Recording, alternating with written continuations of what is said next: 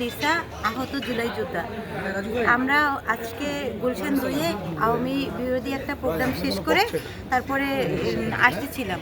উত্তরপাড়ায় link রোডের ওই জায়গায় যখন আসছি তখন কিছু সংখ্যক লোক আমাদের উপরে হামলা করার পরে আমার জুলাই যোদ্ধা ভাইয়ের গায়ে আঘাত করে এবং আমাকে টানা হিচড়া করে ধর্ষণের চেষ্টা করে। যখন আমাকে ধর্ষণের চেষ্টা করে ওখান থেকে আমাকে যখন টেনে হিচড়ে নিয়ে গেছিল ওই সময় আমি চিৎকার দিছি, প্রায় 3-4 জন ছেলে। তারপরে চিৎকার দিছি, তখন ওখানকার মানুষ জড়ো হয় এবং আমাদেরকে উদ্ধার করেছে। আপনাকে ধর্ষণের চেষ্টা করছিল? মানে আমার ভাই আর আমার জুলাই যোদ্ধা ভাই আর আমি দুজনেই যাচ্ছিলাম ওখান থেকে। তখন ওখান থেকে 3-4টা ছেলে আমাকে টেনে ওদিকে নিয়ে যাচ্ছিল আর ওনাকে টেনে অন্যদিকে নিয়ে যাচ্ছিল। এক প্রকার ওখানে একটা সিনকেট করছে, অনেক মানুষ জড়ো। মানে আপনাকে টেনে কেন নিয়ে গেছে? কি ধর্ষণের চেষ্টা করে?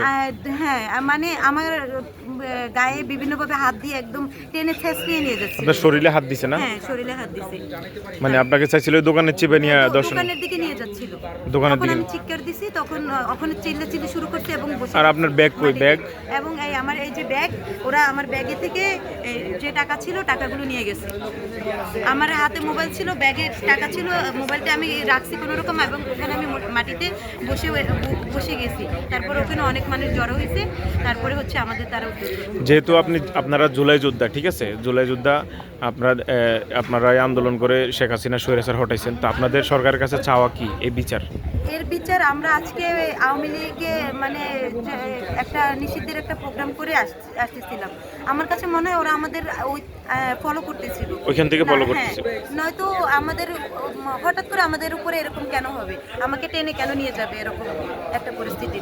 আমি এটার বিচার চাচ্ছি। আমাদের কোনো সিকিউরিটি নেই, আর কালকে যে আমাকে ধর্ষণ করবে না এটার কোনো গ্যারান্টি আমি দিতে পারতেছি না। আমি এই মানে প্রোগ্রামগুলো করার কারণে আপনাদেরকে ফলো করছে।